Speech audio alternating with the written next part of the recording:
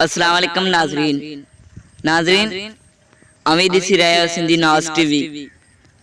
मेहरबानी करे तव्हां चैनल सब्सक्राइब ना थियल तो चैनल के ज़रूर सब्सक्राइब कंदा। तो नाज़रीन रूबी अली ऐं इरशाद जागीरानी जो सोशल मीडिया ते तमाम घणा वीडियो ऐं तस्वीर वायरल थी रहा आहिनि ऐं तव्हां पाण ही स्क्रीन ते तस्वीर ॾिसी रहिया आहियो। ये इरशाद जागीरानी ऐं रूबी अली जा तस्वीर आहिनि ऐं हिननि में को माइटी जो रिश्तो ना आहे, तॾहिं बि ही पाण में अहिड़ा फोटो कढाए रहिया आहिनि। असल में रूबी अली के ईअं न करणु खपे।